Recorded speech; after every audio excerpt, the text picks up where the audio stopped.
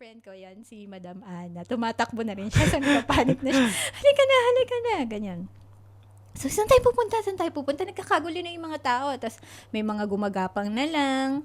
Kasi nga, hindi ka na makakatayo eh. Sobrang lakas na siya talaga. So, feeling mo end of the world na talaga. Parang, yung mga, kanya-kanya na silang pwesto. Everyone's praying kung ano-anong dialect or languages nila. Basta bahala na kung saan pumunta. Tapos yun nga, may sumisigaw na dun sa field, open field. Meron kasi dun eh. So, dun kami lahat tumakbo. Tapos, hindi pa rin tumitigil. Yung mga Japanese, parang, napapanik sila siguro dahil nakikita nila yung mga ibang nationalities na maingay. Talagang, kung sino man yung Diyos mo, magdasal ka na. Kanya-kanya na kayo, bow. Kasi, yung feeling talaga ng sa movie na End of the World is ganun na talaga.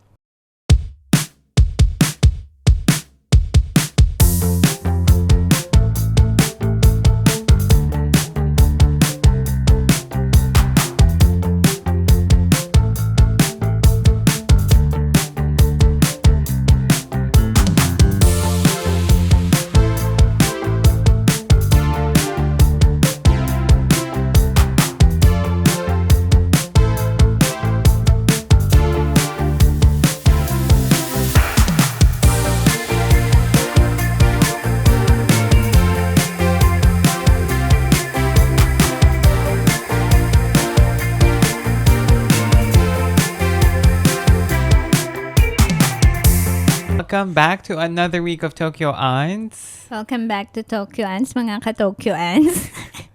Ayan, so it's been yung mga ka-Tokyo Ants.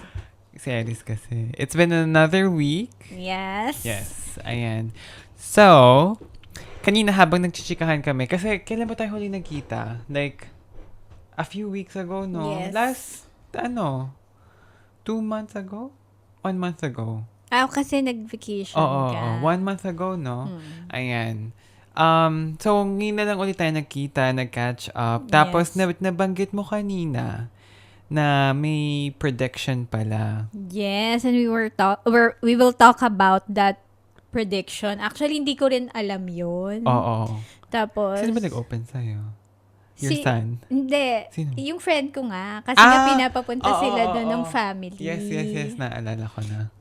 Yun. Tas, and then, to si hubby, kasi siya yung mahilig sa mga current events eh. Parang, have you heard na ganito? Meron daw, may something happened to this country, tas sa Philippines din daw, may ganyan. So, kaya parang, we should prepare.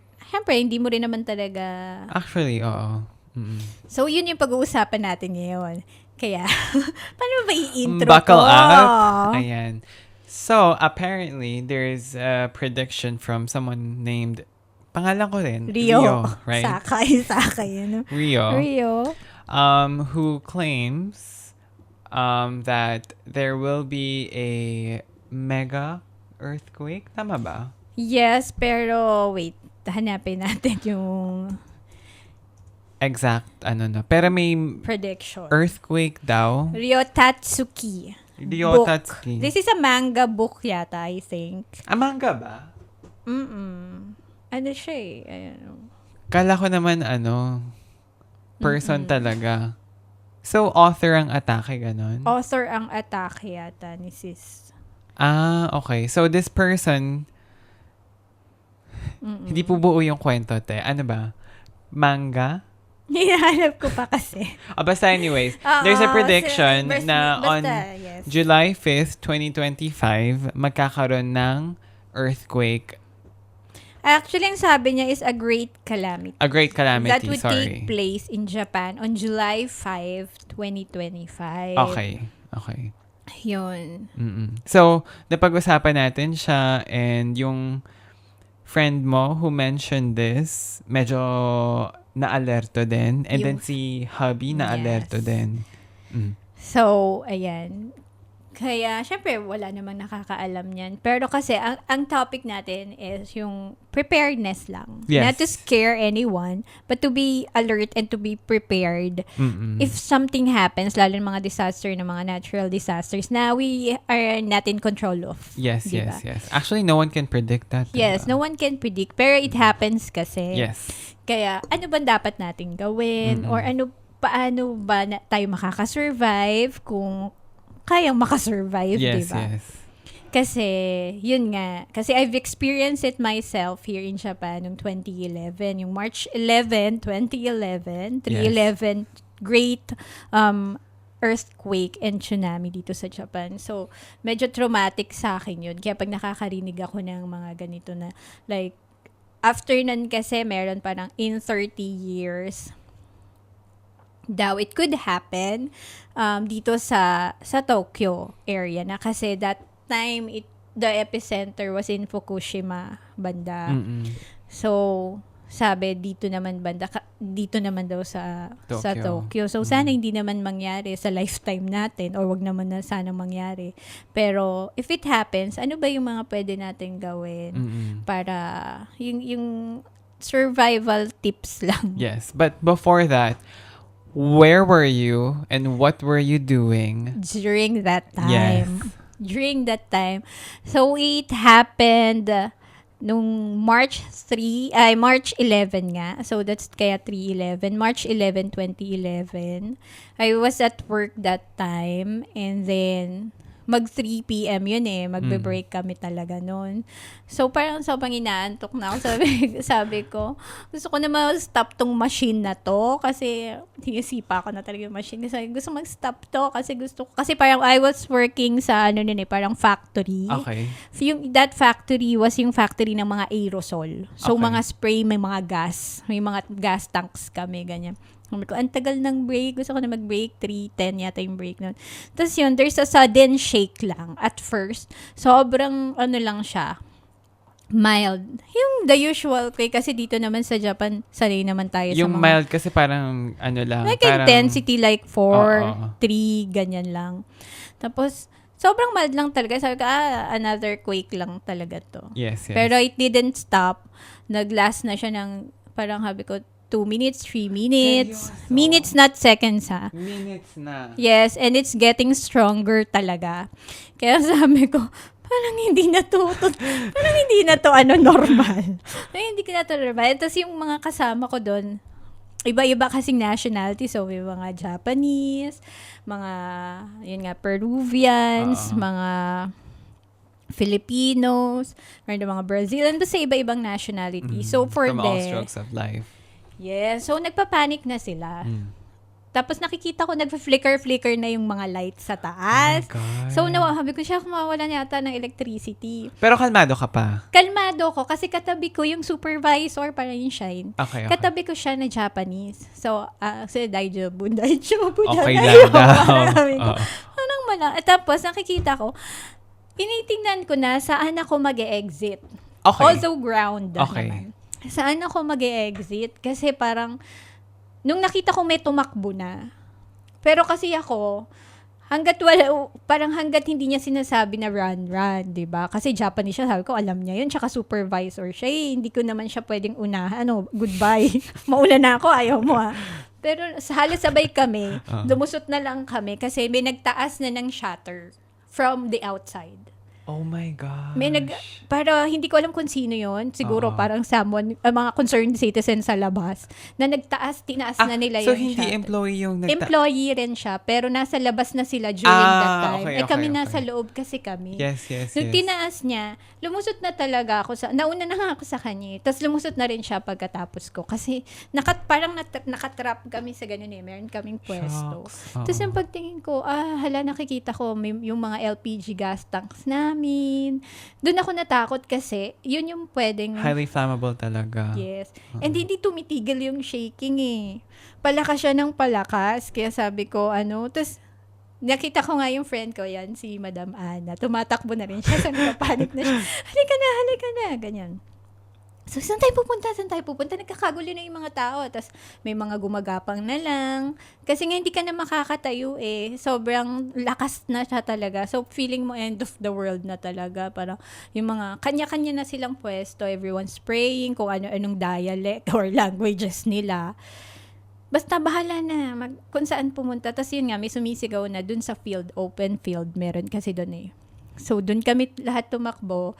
Tapos, hindi pa rin tumitigil. Yung mga Japanese, parang, napapanik sila siguro dahil nakikita nila yung mga ibang nationalities na maingay. Talagang, kung sino man yung Diyos mo, magdasal ka na. Kanya-kanya na kayo, bow. Kasi, yung feeling talaga ng sa movie na End of the World is ganun na talaga.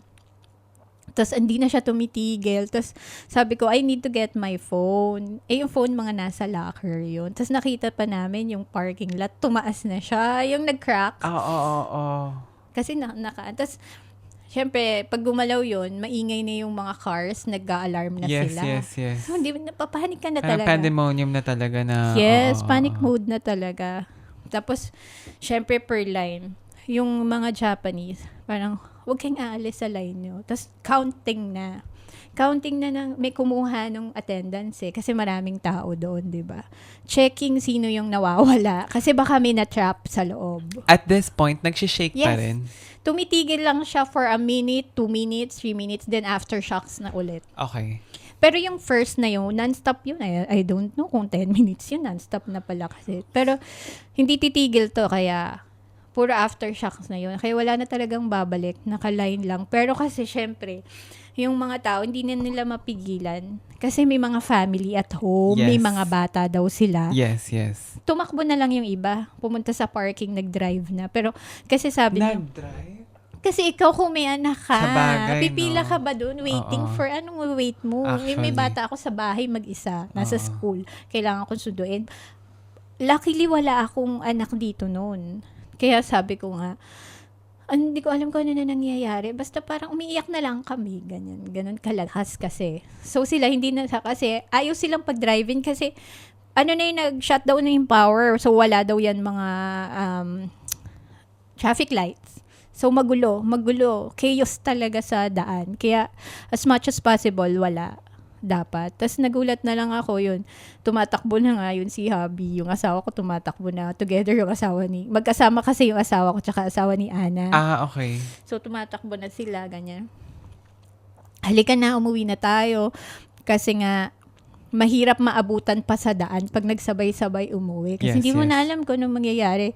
Wala na rin nagawa yung mga Japanese officials dun eh. Actually, oo. Hindi na nila mapipigilan yun kasi kanya-kanyang escape na yun eh.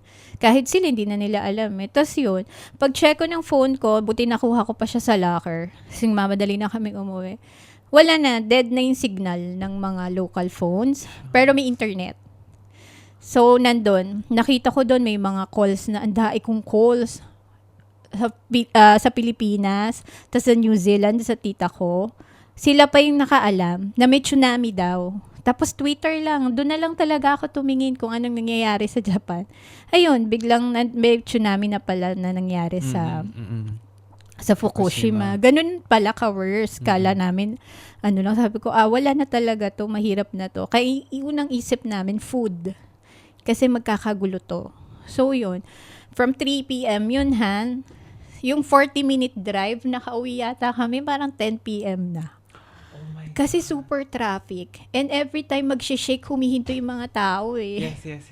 Alam mo yung excellent na talagang nasa road kayo, lumalabas yung mga tao, sumisilap. Yung parang movie. Yes. Ganun. Doomsday na movie na talagang... Nakapila yung mga kotse to the supermarket? Doon pa lang sa way. Kasi nga, walang traffic, walang mga signals, walang mga stoplights. So, kanya-kanyang kaya natatraffic. Okay, ang ingay, kanya-kanyang horn. Tapos, syempre, mga nagmamadali. Yes. Tapos, yung nasa sa sasakyan ka, gumagalaw yung sasakyan mo. Kasi kailangan mo talagang huminto. Kasi mahihilo rin yung driver. Ang lakas Yes. Tapos, dun lang namin nalaman na magnitude 9 pala yung first hit na yun. Tapos, lahat ng madadaanan namin, convenience store, wala na. nag-shutdown din yung mga restaurants kasi syempre yung mga gas tanks Yes. Kasi it can cause fire, 'di ba? Kaya clinose na nila lahat. Kahit water sa vendo, wala. Kasi kanya-kanyang panic na yung mga tao. Oo. So, wala nang laman yung mga convenience store, sarado na rin. Nakabili naman kayo ng pagkain? Hindi. Alam mo saan kami nakapunta? Parang doon na malapit sa amin, may isa na lang siya na open, pero hindi na talaga actually siya open. Isang Chinese restaurant na maliit lang, na may food pa silang natira. Kaya inaccept kami kasi nagugutom na kami. Alam mo yung mga Japanese, hindi sila nag-stock ng food, di ba? Gusto Oo. nila kasi everyday fresh. Yes. Everyday sila nagpupunta sa supermarket. Yes. Kaya wala sila ring pagkain sa loob ng bahay nila. Yes, Kaya yes. total panic talaga nangyari that time. So wala kaming, doon lang kami nagkumain kasi gabi na nga. Tapos stress ka na, hilong-hilo ka na, hindi tumitigil yung ano. Tapos yung mga kapitbahay pala namin, nasa evacuation center na. Ay, Kami pag-uwi namin sa bahay, meron yung parang yung computer, yung TV, hulog na, dahil yung mga plates, basag na, ganyan. Pero kasi sila, Madam Ana, that time, wala talaga silang power. Walang electricity. Kaya sa amin na sila nagdumiretso. Dapat doon kami sa kanila. Nung nalaman ko sa mga neighbors doon na meron, doon nga sa Cascabe meron, sa amin na lang sila nagstay. Okay. Kaysa doon kami magstay sa kanila. Tapos yun, hindi ka din talaga makakatulog kasi yung alarm, yung siren, alam mo yung may siren hanggang gabi. Sa bagay, aftershocks. From sa City Hall. Di ba alam mo yung Oh my gosh, ate. pagka mga 5 p.m. di ba nag-a-alarm? Yun. Tapos hindi mo pa naiintindihan yung Japanese. Ano ba nangyayari sa labas? Ganyan. Tapos, ayun lang siya. Parang, nag-a-alarm lang siya. Di ba alam mo yung before mag-earthquake, nag-a-alarm yung phone? Yes. Ganun siya nakalakas. Yun yung nakakapanik, di ba? Yes. Kasi hindi mo alam kung after that, gaano kalakas. Yes. Alam mo na may parating na earthquake, pero gaano kalakas na naman. Hindi ka rin makakatulog. And then after noon, siguro, syempre mas panic talaga yung families namin. Yes. Umuwi na kayo, ganyan. Maraming umuwi talaga. But that time, meron pang re-entry permit. So, every day yun, from that day, ang immigration, ang haba ng pila para makatatak ng re-entry. Kasi pag umalis ka ng Japan at wala kang re-entry, hindi ka na makakabalik, di ba? Hindi katulad ngayon, wala naman ng ganun. Yes. So, lahat nagpatatak. Ilang mga foreign workers din nandito. Yes, ilang yes, mga yes. di ba? Lahat kanya-kanyang uwi sa mga country nila. Kami, hindi pa kami nakauwi. I think na umuwi kami nung wala na talaga kami mabiling stocks. Yes. Kasi pati yung mga bigas noon, yung rice sobrang mahal. Tapos wala na. Pila ka from morning. Isa-isa lang bibigay kasi kahit water, isang box lang pwede sa yung para lahat magkaroon. Yes, kasi yes. all the supplies papuntang Fukushima. Walang tissue, yun yung unang nawala Tissue, water. Siguro mga ilang weeks, puro yung vitamin water na lang iniinom namin. Kasi yun na lang available. Or else, di ka iinom. Dati uminom kami sa tap. Kahit tap lang, water yun. And then after 1 week days lang pala, pumutok naman yung nuclear plant. Kaya hindi na. So, radiation naman. So, mas lalong ang hirap bumili ng stocks. Hindi ka rin makapasok ng work kasi stop yung train. Yes. Every time na mag-shake, mag-stop yung train. So, kinakat na lang nila yung operation. Hindi naman lahat ng yung working factories, hindi naman lahat sila magsusundo kasi gas, pila rin. Limited lang din yung supply ng gas. Yes. Kaya sabi ng family namin, wala rin naman kayo magagawa dyan, kundi nag-iintay lang kayo ng kung baka mamaya lumakas pa lalo, umuwi na lang kayo dito. Kaya yun, umuwi na lang kami. Then nagstay kami, yun yung longest uwi namin, 4 months. Pagdating namin, may mga aftershocks pa after 4 months. Talaga? Hindi ko nga alam kung paano naka-recover ang Japan dun sa tsunami na Pero yun. yung 4 months na yun, nakita mo naman, umokay ng very slight? Yes, kasi bago kami bago kami bumalik ng Japan, nag-a-ask na rin ako kung may work na ba, makakadiretso na ba ng work? Baka wala naman din kasing mangyari kung pumunta dyan, tapos mahirapan pa tayo sa mga pagbili ng mga food na naman, food supply. Ganun. Nung medyo after 4 months, medyo okay na daw, tapos nag-open na ulit yung mga trains. Okay. Bumalik na kami. Pero it took 4 months. For us para makabalik. I mean, even for recovery, diba? Yes. Oo. So, grabe. Kaya yun yung after nun, yun yung sinabi nila, ang prediction nila, in the next 30 years, meron pang mega quake. So much bigger doon pa sa magnitude 9 na yun. Kaya kung ikaw inabutan mo yun at nandito ka nung panahon na ganyan, yung mga ganitong prediction kahit ayaw mong paniwalaan. Paniniwalaan mo pa rin. Oo. Mapapaisip ka eh. Anong kailangan mong mag-save ka ng mga water, mga ganun yun. Kasi nahirapan kami nung time na yun eh.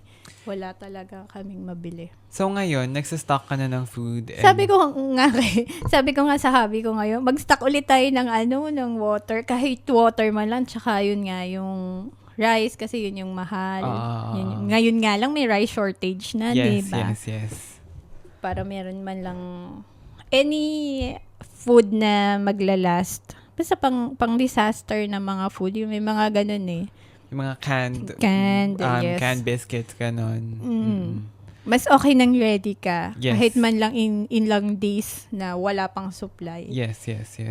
Kasi kahit meron sa inyo, kunwari meron, kahit hindi kayo yung mainly affected, kukunin lahat ng stocks nyo kasi dadalhin dun sa most affected area. Kaya wala ka ring choice eh. Kasi kung magsasara sila, kukunin nila yun. Ayun. Kaya nakakatrauma yung ganun. This is nothing compared to what you experienced. Pero last year, na umuwi ako ng Nara. And then I was with my dad, my grandpa, and ako. Nasa kotse kami. Tapos I think January 2nd yata yun or 3rd. Nagka-earthquake sa Japan, diba? Hindi ko alam kung naaalala mo yun. Sa sobrang dami. Pero last year kasi yun. Parang January 1st, may fire na nangyari. And then January 2nd, may earthquake. So yung earthquake na yun, province din siya sa Japan. Tapos, pero naramdaman namin yung aftershock sa Nara. Close to Osaka yun. Tapos, nagsishake din yung car. Tapos parang nung una, napansin ko yung lamp, yung signpost, nagsishake. Sabi ko, ako na ba nakakapansin? Tapos naramdaman na din ng tatay ko kasi siya yung nagde-drive eh, na umuuga na nga yung kotse. Tapos, lahat nga ng kotse nag-stop. Tapos, tumuloy na lang ulit. Pero totoo nga yun, na nagsistop talaga yung mga kotse. And nakakatakot na ma-experience yun inside the car. Yes. Oo. Yun. So, to prepare for, for calamities in Japan, yun nga, stock up on food, water. Wag naman mag-hoard dahil ibang usapan na yun, pero stock up. Tapos, what else? From your personal experience? Siguro yun, kailangan din, importante kasi yung communication eh. Mm. Kaya, tas yun nga, pag nag-power outage, pag nawala siya, kunwari hindi nakaano yung mga phones nyo, wala kayong power or ano. Kaya, importante rin may mga kahit power banks ka na ready. Kasi hindi mo alam kung kailan, Tsaka wala kaming noon. Kasi hindi naman nagba-brown out. Wala namang ganun dito. Kahit kandila, wala kami. Wala naman kaming binibiling ganun. So, one time na ang dilim talaga. Tapos, cellphone lang yung inaano namin. Hindi sayang yung power ng phone. Kaya sabi ko, kahit pala candle or kahit pwede, kailangan mo rin pala. Shocking. Oo, kasi sabi ko, oo nga no. Kasi sanay naman tayo dito na walang paano pag gabi nangyari? Tapos wala naman tayo dito mga rechargeable, mga or flashlight, yung mga ganon. Importante na meron kayo sa bahay for emergency lang. Yes. Tapos ano pa ba? Nung may nag-check sa inyo, as in yung landlord nyo, chinek ba kayo kung okay kayo? Parang hindi. Hindi. Parang wala. Pero kasi nag-a-announce nga sila na parang, kasi yung mga kasama namin doon, sa takot nila, nag-evacuate na lang sila eh. Kasi doon may food na binibigay eh. Kami naman, parang ang hirap kasing matulog sa evacuation center. If not necessary naman to go, hindi na. Tsaka ang lapit lang, katapat lang namin yung school. Kaya sabi ko, kaya pa naman dito na lang. Second floor naman kami, if in any case, hindi naman kami matatabunan. So, yun. Pero pag kailangan na talaga, mag-ano na lang tayo. Kasi pinuntahan ko muna yung evacuation kung okay ba. Kanya-kanyang ano lang din kasi hindi pa naman ready. Kasi yung right after nung earthquake na yun, syempre kanya-kanyang latag lang sila, futon. Yes. Baka hindi rin kami makatulog doon Oo. Ayun nga. Pero at least meron sila agad na mga first aid na food Yes. na Yes. binibigay. Also, March, no? So, winter yon. So, medyo malamig pa. Malamig, oo. Medyo malamig pa nun. Kasi napansin ko yung mga ganong strong quakes, nangyayari siya if nag-change yung weather dito sa Japan. Okay. So, katulad ngayon. Kaya siguro na-predict din nila ngayon. Kasi going summer, Tapos na po yung pagbago ng panahon. sobrang init, sobrang init. So, nag-expand nga daw yung mga lupa-lupa and yung mga plates na gagalawan. So, yun, hindi mo alam kung gaano kalakas. Kaya, yun lang. So, ayan, naisip ko na naman tuloy. So, parang, gusto ko na namang ano na namang ba? Dati, meron kaming emergency bag nung maliliit pa yung anak ko. Actually, nandun pa rin nga yun Para kung kailangan tumakbo, yun na lang yung bibit-bitin ko. Yes. So, may mga blanket doon na maliit. May mga damit sila doon. Kasi wala ka din time pagka sobrang nag-shake na ganun, save yourself na lang Talaga. So, kaya nilalagay ko yun malapit sa door namin dati. Kasi para kung takbo na lang kami nung maliliit pa yung bata, kailangan mo silang i-carry. At least man lang paglabas nyo, meron, kasi kung malamig, 'di ba? So, wala silang mga jacket or tas paggabi nangyari. Yun, tas may mga biscuit na doon na pwede nilang kainin pagka basta kahit yung first day lang, makasurvive ka. Hindi kayo mahanap. Very important yun. So, yun. Kasi yung Japan, parang talaga nasa, diba, Pacific Ring of Fire talaga. Mm-hmm. So, ang talaga dito, yun nga, yung building itself, parang hindi yun yung ikakatakot mo Kasi hindi din naman yun yung cause of death before. Ang cause of death is yung tsunami talaga. Kasi yun yung talagang nag-wash out nung halos buong Fukushima. Hindi sila prepared, tumatakbo na lang sila. Mm-hmm. Parang, yun, ganun. Kaya siguro yung earthquake, mag-withstand yung building. Pero yung after nun, yun nakakatakot. Kaya may mga fire, ganyan. Yeah, kung may power out, kung may pumutok na wire or something, yes. Yun yung delikado. So, malapit sa inyo. Yun yung next na dapat mong isipin. So, kailangan din. Kahit hindi tayo maniwala or pero talagang mag-pray talaga. Pray sana it won't happen. And then, yun. Kahit papano, meron kang stuff na mabibit-bit. Yes. Or meron kang sa bahay for emergency. Pero I think my key takeaway for this is when it first started dun sa work mo, sabi mo naghahanap ka na kaagad ng exit. Yes. I think dapat yun yung number 3 natin. Pag na-feel nyo kapag na-experience nyo na yung ganon, stay alert dapat. Kailangan alamin kung saan yung nearest exit points. Actually, as soon as now, kailangan alam kung saan yung evacuation area, saan kayo pupunta. Ayun. Mm-mm.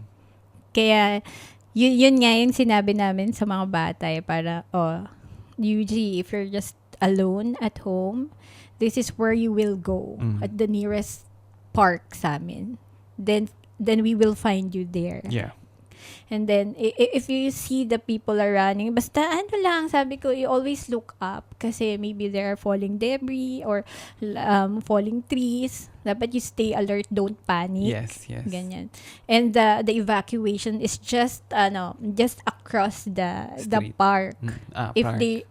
Kasi mas open yung field doon, so walang mga trees doon. If you see people are running, there is where you will go. Ganyan. Kasi may times na mag-isa lang siya. Sabi ko, that's the only place you will go, sabi namin sa kanya. The park or para kung hindi man kami nakauwi, yun lang talaga yung meeting point namin nung mga bata. Kasi, walang phone. If you can carry your phone, you can grab your phone and then grab a pillow or something you can put on your head. And then run. Yun lang, run. Ganyan.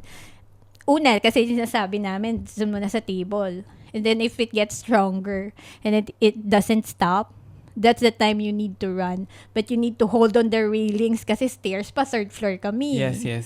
Diba? Be careful. The only thing you will think is you need to survive. Yun lang. Kasi pag nagpanic yan, bata. Oo nga. Diba? Baka nakatayo na lang siya. Hindi na siya mag-run. Tapos nakikita niya, magpo-fall yung mga buildings or ano.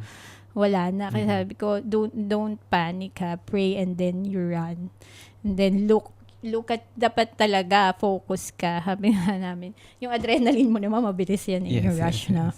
Diba? Yeah. Kaya lang, pero ako, parang sabi ko nga, ang hirap din kasi ako medyo na-shock din ako noon. Diba? Hindi pa nga ako tumakbo noon, tumakbo sila. Kasi nakatanga ako eh. Oo. Kasi parang nakikiramdam pa ako kung titigil ba to o ano. Nakikita ko nagpa-flicker na talaga, baka dumilim pa or ma-shut down talaga na hindi na ako makalabas. Kaya nung talagang buti na lang talaga, doon na lang ako na-alarm nung biglang may nag-angat ng shutter. Kaya talagang gumapang na ako. Bumalik ka sa katotohanan. Run. Parang kaya mo na lumabas. Tapos nagsisigawan na pala sila sa labas. Panic. Panic attack. Ayan. So, just stay vigilant. Always, parang laging stay alert, stay vigilant kapag na-experience na yung ganun. Kasi, I mean, we can never tell. Yes, we can never really tell. We can just pray for it that it won't happen. But if ever it happens, you need to be ready.